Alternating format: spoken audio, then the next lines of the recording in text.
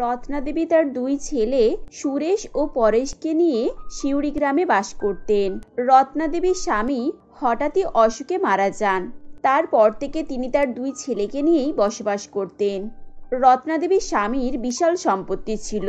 তারা চাষবাস করে ঘরবাড়ি করেন এবং শহরে একটি দোকান কেনেন। রত্নাদেবীর স্বামী নিজে বহু কষ্ট করে ছেলেদের ভবিষ্যৎ গড়ে দিয়ে গিয়েছিলেন। বড় বাড়ি, জায়গা, জমি, শহরের দোকান, অনেক কিছুই রেখে গিয়েছিলেন।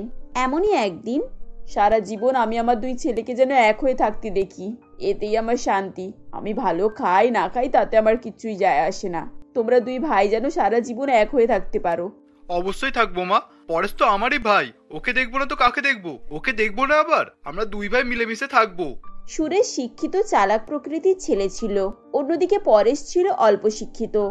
পড়াশোনা করতে তার ভালো লাগতো না, তাই তার বাবার চাষের কাজগুলো পরেশই দেখাশোনা করে। আর সুরেশ বাবার সঙ্গে শহরের কাপড়ের দোকানে থাকতো। সেখানে বিশাল বেচা কেনা। বাবা মারা যাওয়ার পর থেকে সুরেশ দোকানেই থাকে। দুই ছেলেই তাদের মাকে খুব ভালোবাসতো, যেহেতু বাবা নেই, একমাত্র মাই তাদের সম্বল। তারপর হঠাৎই একদিন সুরেশ বলে, মা, ও মা, দেখো কাকে নিয়ে এসেছি। এই দেখো, এটা তোমার বৌমা, মানে আমার স্ত্রী রূপা। ও মা, তুই বিয়ে করে আনলি? তা আমাকে একবারও বললি না? আমাকে তো একবার জানাতেই পারতিস তোরা, আমি অনেক ধুমধাম করে তোদের বিয়ে দিতাম। না মা, আসলে তা না, হঠাৎ পরিস্থিতির মধ্যে পড়ে তাড়াহুড়ো করে বিয়েটা করে নিতে হলো। আমাকে আর বলার সুযোগই পাইনি। শহরে আমাদের দোকানের পাশে এর বাবার দোকান ছিল, নাম পরেশনাথ বাবু। হঠাৎ করে ওর বাবা হার্ট স্ট্রোক করে মারা গেছে। দেখার বলে আর তিন কোলে কেউই নেই, আর আমার সঙ্গে ওদের ভালো পরিচিত ছিল, তাই কোনো উপায় না পেয়ে তাড়াহুড়ো করেই তো বিয়েটা করতে হলো। তবে বিয়ে করে নিয়েছিস, ভালোই করেছিস। বৌমা দেখতে সুন্দর হয়েছে, মনে হচ্ছে বড়লোকের মেয়ে, তাই না? হ্যাঁ, আমার বাবার শহরে ফাস্টফুডের বিশাল বড় দোকান, আমাদের গাড়ি বাড়ি সবকিছুই আছে। আর আপনাদেরও তো বড় কাপড়ের দোকান, এত বড় বাড়ি ঘর, আপনাদের নিশ্চয়ই ভালোই আছে। রত্নাদেবী নতুন বউয়ের মুখে এই ধরনের কথা শুনে ভালোভাবেই বুঝে যায় যে বৌমা একটু বড়াই ও লোভী প্রকৃতির মেয়ে। আসলে সত্যি রূপা একটু লোভী স্বভাবের মেয়ে ছিল।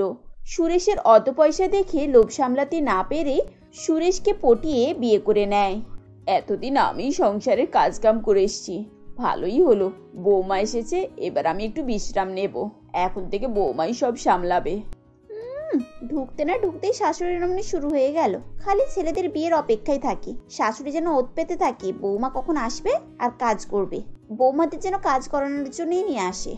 রত্নাদেবীর স্বামী মারা যাওয়ার পর থেকে তিনি অসুস্থ ছিলেন, তবুও মনের জোরে ছেলেদের জন্য একাই পুরো সংসারটাকে সামলে আসতেন। এরপর রত্নাদেবী এমনই অসুস্থ হয়ে পড়লেন যে তিনি বিছনাসজ্জা হয়ে গিয়েছিলেন এবং সমস্ত সংসারের কাজ রূপার উপরে এসে পড়ে। ওফ, আমার আর ভালো লাগে না, আর কতদিন এভাবে চলবে কে জানে। সংসারের দায়িত্ব নেওয়া, আবার রোগীর দায়িত্ব নেওয়া। যেহেতু রূপা মনের দিক থেকে ভালো ছিল না, তাই সংসারের বেশিরভাগ কাজই সে পরেশকে দিয়ে করাতো। রত্নাদেবী বিছানায় শুয়ে শুয়ে এসব লক্ষ্য করতেন। রূপা তার দেওর পরেশকে দিয়ে সংসারের বেশিরভাগ কাজই করায়, যেমন থালা বাসন মাজা, চা করা, হাট বাজার করা, সমস্ত কিছুই পরেশ করে। তাই দেখে রত্নাদেবী মনে মনে খুবই কষ্ট পান। এরপর তিনি খুবই অসুস্থ হয়ে পড়েন, একেবারে প্রায় শেষ অবস্থা। তখন তিনি তার দুই ছেলেকে ডেকে বলেন, দেখো বাবা, তোমরা দুজনেই আমার ছেলে, তোমরা মিলেমিশে থেকো, আর তোমাদের বাবার যা সম্পত্তি আছে দুই ভাই মিলে দেখাশোনা করো। আমার মনে হচ্ছে আর বেশি সময় নেই, আমার যাবার সময় হয়ে এসেছে। না মা, তুমি ও কথা বলো না। তুমি চলে গেলে আমাদের কি হবে? আমরা তো পুরো একা হয়ে যাব। মা, তুমি আমাকে ছেড়ে যেও না। আমার কথা শুনে আমার খুব কষ্ট হচ্ছে। তোমাকে ছেড়েও আমি কি করে থাকবো বলো? কিন্তু আমার তো সময় শেষ বাবা, আমাকে এবার যেতেই হবে। তোমরা একসঙ্গে মিলেমিশে থাকো কেমন? সুরেশ, বাবা পরেশকে দেখিস, ও তো ছোট ভাই, ওকে যেন একা ফেলে দিস না বাবা। এভাবেই বলতে বলতে রত্নাদেবী চোখ বন্ধ করেন এবং শেষ নিঃশ্বাস ত্যাগ করেন। দুই প্রাণের টুকরো ছেলেকে ফেলে রেখে পৃথিবী ছেড়ে চলে যান। রত্নাদেবী জানতেন তার বৌমা পরেশকে মোটেই পছন্দ করে না, হয়তো পরেশকে এসে কষ্ট দেবে।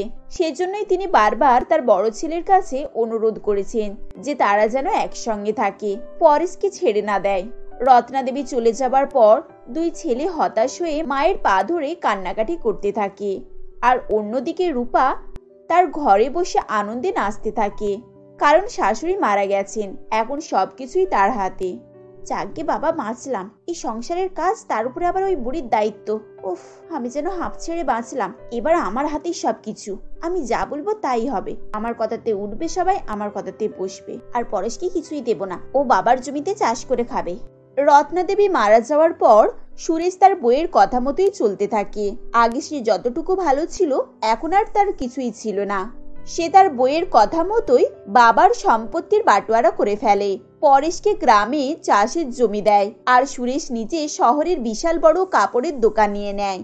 জমিটা আগের মতো চাষ করলেও সেরকম ভাবে আনাজপত্রের দামও পাবো না। কি করি কিছু ভেবেও পাচ্ছি না। দাদার কাছে শহরে চলে যাব না, বাবার জমি ঘর বাড়ি ছেড়ে এভাবে আমি শহরে চলে যেতে পারবো না। আর দাদা তো এক কথাই চলে গেল। এমনিতে বৌদির ব্যবহারও ভালো না, দাদার কাছে গিয়েও কি করব? যাক, ভগবান যতটুকু ভাগ্যে রেখেছে সেটুকুই পাবো, আর কি করব। এরপর গ্রামের এক গরিব মেয়ে দেখে পরেশ বিয়ে করে নেয়। মেয়েটির নাম ছিল সঙ্গীতা। গরিব হলেও মেয়েটির মন খুবই ভালো ছিল। পরেশ আর সঙ্গীতার মধ্যে খুবই মিল ছিল। সে সবসময় দাদা বৌদির খোঁজ নিত পরেশের কাছ থেকে, কিন্তু তাদের দাদা বৌদি একবারের জন্য পরেশ এবং তার স্ত্রীর কথা মুখে আনে না। আজকে এমনিতেও খুব পরিশ্রম হয়েছে, খিদেটাও খুব জোরদার পেয়েছে। বাহ, খুব সুন্দর গন্ধও ছাড়ছে তো। কি রান্না করেছো? হ্যাঁ, এই যে তোমার খাবার আমি বেড়েই রেখেছি, তোমারই অপেক্ষা করছিলাম। এই নাও, খেয়ে নাও। তুমি আরেকটু দেরি করলে আমি খেতেই তোমার খাবার নিয়ে যেতাম, তুমি চলে আসলে বলে তাই। এই নাও, তোমার কুমড়ো ছক্কা করেছি আর ডিমের ঝোল। খাবারটা খেয়ে প্রাণটা পুরো জুড়িয়ে গেল। দারুণ হয়েছে খেতে। তুমি যে সুন্দর রান্না করো, তোমার রান্নার জবাব নেই। ও তাই বুঝি? তাহলে তোমার কাছে একটা আবদার করি। আমার বান্ধবীর বিয়ে আছে শহরে, আমাকে নিয়ে যাবে? বিয়েটাও খাওয়া হবে তাহলে, আর দাদা বৌদির সঙ্গে দেখাও হয়ে যাবে। আমার খুব ইচ্ছা ওনাদের সঙ্গে দেখা করার। কোনোদিন দেখিনি তো, ওনারাও তো আসেন না। ঠিক আছে, তুমি যখন আবদার করছো তাহলে তো তোমাকে নিয়ে যেতেই হবে। তারপর পরেশ ও সঙ্গীতা শহরে তাদের বান্ধবীর বিয়েতে খুব সেজেগুজে যায়। এরপর ওখান থেকে দাদা বৌদির সঙ্গে দেখা করতে যায়। হঠাৎ করে তাদেরকে দেখে তারা যেন চিনতেই পারে না। এমনই সময় রূপা বলে, কে গো, পরেশ নাকি? ও, ওটা তোমার বউ? এরই নাম সঙ্গীতা? বেশ ভালোই তো তোমার বউকে দেখতে, সুন্দরী হয়েছে, আর সেজেওছে তো ভালো বেশ। আমাদের একটু কাজ আছে গো, আমাদের দুজনকে এক্ষুনি বাইরে যেতে হবে। তোমরা থাকবে নাকি? আসলে খুব জরুরি কাজ, না হলে যেতাম না। তোমরা থাকতে চাইলে থাকতে পারো। আরে না বৌদি, এই একটু দেখা করতে এলাম। ঠিক আছে, তোমরা কাজে যাও, আর আমরাও বেরিয়ে পড়ি। সে কি কথা গো, এই তো এলাম, এক্ষুনি চলে যাব? একটু পরে গেলে হতো না? সঙ্গীতা গ্রামের মূর্খ মেয়ে, তাই সে রূপার পেঁচানো কথা হয়তো বুঝতে পারে না, কিন্তু পরেশ খুব ভালোভাবেই বুঝতে পেরে গিয়েছিল। তাই সে আর এক মিনিটও দাঁড়াতে চায় না সেখানে। তাই এসে যখন পড়েছো, একটু জল খাবার খেয়ে যাও, না হলে আবার আমাদের সংসারের অমঙ্গল হবে। এগুলো তো আবার তোমার মা বিশ্বাস করতো, তাই না? এখন অবশ্য আমরা শহরে থাকি, এখানে এসব রীতিনীতি চলে না। এই বলে তারা একটু জল খেয়ে দাদা বৌদির বাড়ি থেকে বেরিয়ে পড়ে। দাদা সুরেশ একটিবারের জন্য তাদেরকে থাকার জন্য বলল না, উল্টে তাদেরকে দেখে কাজের বাহানা দিয়ে তাড়াহুড়ো করতে থাকে। এরপর গ্রামের পুজোর সময় সঙ্গীতা দাদা বৌদিকে অনেক করে আসার জন্য নিমন্ত্রণ করে আসে। তাই তারা দুর্গাপুজোর সময় শহর থেকে গ্রামে আসে। সঙ্গীতা তাদেরকে দেখে বলে, তোমরা যে এসেছো এটাই আমার কাছে সৌভাগ্য। আমাদের বিয়ের পর থেকে তো তোমাদেরকে একবারও আসতে দেখিনি। তোমাদের বিয়েটা কেমন করে হয়েছে শুনি? আমরা কি এরকম ছোটখাটো বিয়েতে আসতে পারি? আমাদের বাড়িতে অনেক কাজ, সবকিছু ফেলে রেখে এরকম ছোটখাটো বিয়েতে যাওয়া যায় না। সঙ্গীতা সরল সাদাসিধে মেয়ে ছিল, তাই সে রূপার কথায় কোনোই ভ্রুক্ষেপ করে না। এরপর সঙ্গীতা বলে, আজকে আমাদের গ্রামে অঞ্জলি দিতে যাব। দিদি, তুমি যাবে? হ্যাঁ, নিশ্চয়ই যাব। আমার শ্বশুরের গ্রাম বলে কথা, আমি তোমার সঙ্গে অঞ্জলি দিতে যাব। সঙ্গীতা তাড়াতাড়ি স্নান সেরে ঘরের পুজো করে চটপট অঞ্জলির জন্য রেডি হয়ে যায়। অন্যদিকে রূপা অনেক বেলা পর্যন্ত ঘুমিয়ে ওঠে। স্নান করে তার সাজগোজ করতে করতে সারাদিন সময় লেগে যায়। এরপর বিকাল বেলায় অঞ্জলি দিতে বেরোলে অনেক গয়নাগাটি পরে, নিজেকে বড়লোকের বউ বলে পরিচয় দেওয়ার জন্য এবং সঙ্গীতাকে ছোট করার জন্য। চলো বৌদি, আমি রেডি হয়ে গিয়েছি, এবার বেরিয়ে পড়ি। এই, আমাকে কেমন লাগছে সঙ্গীতা? দেখো তো আমার পা থেকে মাথা পর্যন্ত কেমন লাগছে, আমি কেমন সেজেছি? বেশ ভালোই লাগছে তো দিদি, ভালোই সেজেছ। সঙ্গীতার অত গহনা বাড়ি গাড়ির প্রতি লোভ ছিল না, নিজের যা ছিল তাতেই সে সন্তুষ্ট ছিল, অন্যের প্রতি তার লোভ নেই। সঙ্গীতা তর্ক না করলে রূপা মনে মনে আরো রেগে যায়। এই মেয়ে তো বড়ই অহংকারী দেখছি, বিন্দুমাত্র আমাকে পরোয়াই করছে না। এত গহনা পড়েছি, তাতেও ওর কোনো মাথা ব্যথা নেই। এরপর দুজনে রাস্তায় যেতে যেতে একটি বুড়ি ভিখারিকে রাস্তার মধ্যে দেখতে পায়। মা, আমাকে কিছু খেতে দিবি? আমি অনেক দিন কিছু খাইনি, আমার খুব খিদে পেয়েছে, আমাকে খেতে দে না দুটো মা। সত্যিই তো বৌদি, ভিখারিটিকে দেখো, দেখে মনে হচ্ছে অনেকদিন কিছু খায়নি, কেমন যেন জীর্ণ শরীর হয়ে আছে। সঙ্গীতা তার হাতের অঞ্জলির থালায় যা যা খাবার ছিল ভক্তি করে বুড়ি ভিখারিকে খেতে দেয় এবং তার পায়ে হাত দিয়ে প্রণাম করে। তখন ভিখারিটি বলে, তুই অনেক বড় হ মা, তোর খুব বড় মন, তোর ভাগ্য যেন খুব ভালো হয়।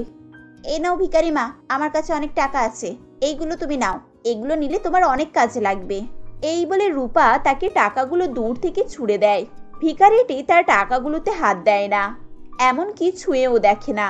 তারপর টাকাগুলো না নিয়েই সঙ্গীতার দেওয়া অঞ্জলির থালাটা নিয়ে সোজা চলে যায়, যেটা দেখে রূপা প্রচন্ড রেগে যায় এবং সে বলে, এই বুড়ি ভিখারি দাঁড়া, তোকে কতগুলো টাকা দিয়েছি তুই দেখেছিস? কোনোদিন এত টাকা দেখেছিস? এই টাকাগুলো নিলে 6 মাস তোর সংসার চলে যাবে, যা টাকাগুলো নেই। আমার টাকাকে এভাবে অপমান করে চলে গেলি কেন? রূপার কথা শুনে ভিখারিটি ঘুরে দাঁড়ায় এবং এটি চকচকে আলো রূপার মুখে এসে পড়ে। তখন রূপা চোখ বন্ধ করে নেয়। কিছুক্ষণ পর চোখ খুলে দেখে স্বয়ং দেবী দুর্গা তার সামনে দাঁড়িয়ে আছে। দেবী দুর্গা রূপাকে বলেন, যারা ভক্তি করে আমাকে কিছু দেয় আমি তাদেরই সব কিছু নিই, ওইসব টাকা পয়সা আমার কিছু কাজে লাগবে না, আমার ভক্তদেরই আমার দরকার। যারা আমাকে ভক্তি করে আমি তাদেরই দেখি, অন্য কাউকে নয়। এরপর সঙ্গীতাকে স্বয়ং দেবী দুর্গা আশীর্বাদ করেন। এরপর সঙ্গীতা সারা জীবনের জন্য সুখে শান্তিতে থাকে আর সঙ্গীতার সংসার ভরাভরি হয়ে যায়, যা দেখে রূপা তার ভুল বুঝতে পারে যে জীবনে সে কত বড় ভুল কাজ করেছে। ভিখারির বেশে স্বয়ং দেবী তাদের সামনে এসেছে আর সে চিনতেও পারে না, নিজের অহংকারে মুগ্ধ হয়ে গেছে। এরপর রূপা বলে, আমার বড় ভুল হয়ে গেছে দেবীমা, আমি ক্ষমা করে দিন, আমি আমার ভুল বুঝতে পেরেছি। আমি সারা জীবন নিজের অহংকার নিয়ে সব জিনিসকে ভুলে গিয়েছি, আমাকে ক্ষমা করে দিন, আমি আর অহংকার মনের মধ্যে পুষে রাখবো না, আমার ভুল হয়ে গেছে দেবীমা। এই বলে রূপা দেবীর কাছে ক্ষমা চেয়ে নিজের পাপ থেকে মুক্তি করার চেষ্টা করে আর সঙ্গীতা নিজের সরল মনের জন্য দেবীর কাছ থেকে অশেষ আশীর্বাদ পায়। রোহান তার বাবা পরিতোষবাবু ও মা যমুনা দেবীর সঙ্গে পদ্মপুকুর নামক একটি ছোট গ্রামে বাস করত। রোহানের বাবা পরিতোষবাবু একজন অটো ড্রাইভার ছিল। পরিতোষবাবুর প্রথম থেকেই স্বপ্ন ছিল তার ছেলেকে লেখাপড়া শিখিয়ে মানুষের মতো মানুষ করে তুলবে। তাই পরিতোষবাবু রাত দিন পরিশ্রম করে যে করেই হোক ছেলের লেখাপড়ার খরচ জোগাত। কিন্তু একদিন হঠাৎ করে পরিতোষবাবুর অটোর ব্রেক ফেল হয়ে যায় ও সে অ্যাক্সিডেন্টে মারা যায়। সেদিনের পর থেকে যমুনা দেবীর পক্ষে সংসার চালিয়ে রোহানের পড়াশোনার খরচ চালানো বেশ কষ্টকর হয়ে পড়েছিল। এমনই একদিন, এই যে মা, তুমি কি করো বলো তো? আমি 1 সপ্তাহ আগে থেকে তোমাকে চিঠি পাঠাচ্ছি, নবীন কাকার হাতেও খবর পাঠালাম যে আমার কলেজের টিউশন খরচ, মেস খরচ সবকিছুই বাকি আছে, তার সত্ত্বেও তুমি কোনো টাকা পাঠাওনি। কিন্তু বাবা, এই তো আগের মাসে তোর ভর্তির জন্য 5,000 টাকা পাঠালাম, এরই মধ্যে আবারও টাকার প্রয়োজন পড়ে গেল। ওহ মা, তুমি কি ভাবছো আমি মিথ্যা কথা বলছি নাকি? এই জন্যই আমি তোমাকে কিছু বলতে চাই না, আর তোমাকে কিছু বললেও তুমি 1000টা প্রশ্ন করবে। বাবা তুই রেগে যাস না, আমি আসলে এমনিই জিজ্ঞাসা করলাম, তুই এখন যা, আমি অবশ্যই টাকা পাঠিয়ে দেব। হ্যাঁ, আমাকে এমনিও চলে যেতে হবে, কারণ আজ আমাদের স্যার আমাদেরকে বেড়াতে নিয়ে যাবে। ঠিক আছে মা, আমি আসছি, তুমি তাড়াতাড়ি টাকাটা পাঠিয়ে দিও কিন্তু। এই বলে রোহান আবারও কলেজে চলে যায়। তখন যমুনা দেবী মনে মনে ভাবে, জানি না এভাবে আর কতদিন চলবে, এদিকে সংসার খরচ, তার উপরে রোহানের কলেজের খরচ, এভাবে চলতে থাকলে তো শেষে রোহানের পড়াশোনাই বন্ধ হয়ে যাবে। না, রোহানের পড়াশোনা বন্ধ করলে হবে না, যে করেই হোক আমাকে কিছু একটা ব্যবস্থা করতেই হবে। আসলে রোহান অলিনগড়ের নামকরা কলেজ হোস্টেলে পড়াশোনা করত, তাই তার পড়াশোনার খরচ অন্য জায়গার তুলনায় বেশ কিছুটা বেশি ছিল। যমুনা দেবী এসব কথাই চিন্তা ভাবনা করছিল। ঠিক সেই সময় সেখানে একটি লোক আসে ও সে বলে, এই যে যমুনা দেবী বাড়িতে আছেন? যমুনা দেবী, আরে ও যমুনা দেবী। হ্যাঁ বলুন, কি দরকার ছিল? আমি যমুনা দেবী। আসলে আমি অটো ব্যবসায়ী, অটো রিক্সার কেনা বেচা করি। তা আপনার স্বামী পরিতোষ বাবু তো মারা গেছেন, আর আপনাদের বাড়িতে অটোটাও বেকার হয়েই পড়ে আছে। এখন আপনি তো আর অটো চালাতে যাবেন না, তাই আপনাদের অটোটা আমি কিনতে এসেছি। কিন্তু বাবু, আপনি আমাদের পুরানো অটোটাই বা কিনতে যাবেন কেন? আপনি চাইলে তো নতুনও কিনতে পারেন। ওটা আমি আমার স্বামীর স্মৃতি হিসেবেই রেখেছি। আরে ধুর, ছাড়ুন তো এসব স্মৃতিটিতি, এসব রেখে কোনোই লাভ নেই। হ্যাঁ, আপনি যদি অটো চালাতে জানতেন তাহলে হয়তো আপনার লাভ হতো। দেখুন, আমি কিন্তু এই পুরনো অটোর বদলে অনেক টাকা দেব, যেটা পেয়ে আপনার অসহায়তা হয়তো দূর হয়ে যাবে। আর হ্যাঁ, আপনি এই অটোটি যেখানেই বিক্রি করুন না কেন, আমার থেকে বেশি দাম কেউই দেবে না, এই আমি বলে দিলাম। হ্যাঁ মানছি, টাকাটা পেলে আমারই এই সময় অনেক উপকার হবে, কিন্তু আমি তো অটো চালাতে পারি। তা আমি যদি অটো চালাই তাহলে তো আমাদের সমস্যাই মিটে যাবে, আর রোহানের পড়াশোনার খরচেরও কোনো চিন্তা থাকবে না। তখন যমুনা দেবী মনে মনে এসবই ভাবছিল। এরপর সে সিদ্ধান্ত নিয়ে ব্যবসায়ীটিকে বলে, আসলে বাবু, আমি আপনার কথা বুঝেছি, কিন্তু আমি আমার অটো বিক্রি করতে চাই না। আপনি এখন আসতে পারেন। হ্যাঁ হ্যাঁ, আমি আসছি। আমি কি এখানে থাকতে এসেছি নাকি? আপনার ভালোর জন্যই বলেছিলাম, এবারে আপনার ব্যাপার। শত বোঝানোর পরও কোনো ফল না পেয়ে শেষে ব্যবসায়ীটি রাগ দেখিয়ে সেখান থেকে চলে যায়। পরের দিন যমুনা দেবী তার সিদ্ধান্ত অনুযায়ী অটোটি নিয়ে বেরিয়ে পড়ে ও পরিতোষবাবু যেখানে অটো চালাতেন সেখানে গিয়েই উপস্থিত হয়। যমুনা দেবীকে অটো নিয়ে আসতে দেখে অন্য এক অটো চালক বলে, এ কি বৌদি, আপনি অটো নিয়ে এখানে এসেছেন যে? এখানে আমাদের সব অটো লাইনে আছে, আপনাকে তো আমাদের লাইনে ঢুকতে দেয়া যাবে না। দেখুন দাদা, দয়া করে এরকম বলবেন না। আপনি আমাদের অবস্থা তো জানেন, আর তাছাড়া আমার স্বামীও আগে অটো চালাতো। এখন আমার স্বামীর বদলেই না হয় আমি এখানে অটো চালাবো। হ্যাঁ, সে সবই জানি, কিন্তু তাই বলে তো আপনাদের সুবিধা করতে গিয়ে এখন নিজেরা অসুবিধায় পড়তে পারি না। তবে হ্যাঁ, আপনার জন্য একটা উপকার করতে পারি। যদি কোনো প্যাসেঞ্জার থাকে তাহলে আপনি সবার শেষে নিয়ে যেতে পারেন। আচ্ছা দাদা, তাই হবে, আমি এতেই রাজি আছি। এরপর যমুনা দেবী সবার শেষে অটো নিয়ে লাইনে দাঁড়িয়ে পড়ে। এভাবেই বেশ কয়েক ঘন্টা কেটে যায়। জানি না আজ কোনো প্যাসেঞ্জার পাবো কি। এভাবে আর কতদিনই বা চলবে? না হলে আমাকে অন্য কোনো কাজের ব্যবস্থা করতে হবে।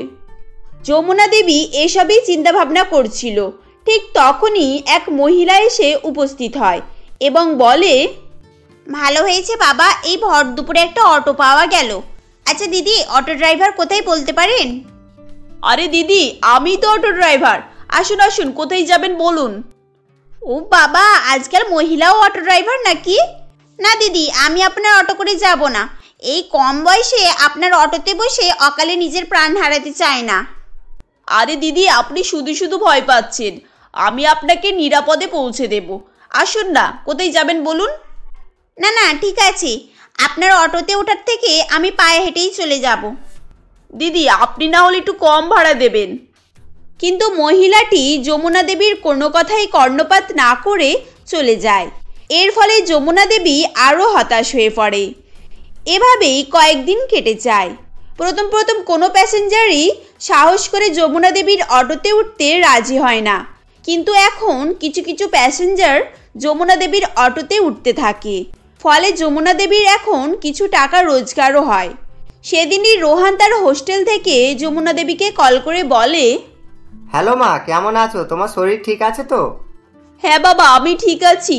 তুই বল, তোর পড়াশোনার খবর কি? হ্যাঁ মা, আর 2 মাস পরেই আমার লাস্ট সেমিস্টার, তার জন্য ফিস দিতে হবে। তারপর সেমিস্টার শেষ হলেই আমি একটি ভালো কোম্পানিতে জব পেয়ে যাব, তখন আমাদের আর কোনোই চিন্তা থাকবে না। তুই টাকা পয়সা নিয়ে কোনো চিন্তা করিস না, আমি ঠিক জোগাড় করে নেব। তুই শুধু মন দিয়ে ভালো করে পড়াশোনা কর। এই বলে যমুনা দেবী ফোন রেখে দেয়। এরপর যমুনা দেবী মনে মনে ভাবতে থাকে, এই কয়েকটা প্যাসেঞ্জার এলে আমার কি করে চলবে? এইটুকু টাকাতে শুধু সংসার খরচই হবে, রোহানের পড়াশোনার খরচ হবে না। না, আজ বরং আমি একবার জমিদার বাড়িতে গিয়ে দেখি বাড়ির কোনো কাজ পাওয়া যায় কি। এরপর পরের দিন সকালে যমুনা দেবী জমিদার বাড়িতে কাজ খোঁজার উদ্দেশ্যে যায়। দিদিমণি, আপনার এখানে কোনো বাসন ধোয়া রান্না করার কাজ পাওয়া যাবে? হ্যাঁ পাওয়া যাবে। আমিও একটা কাজের লোকের সন্ধানে ছিলাম, কাল থেকে চলে আসবে তাহলে। কিন্তু তুমি এই বয়সে এত পরিশ্রম করে ছেলেকে লেখাপড়া করাচ্ছ, দেখবে তোমার ছেলে একটা ভালো চাকরি পেলেই তোমাকে ভুলে যাবে, আর হয়তো কোনোদিন এই গ্রামের মুখোমুখিই হবে না।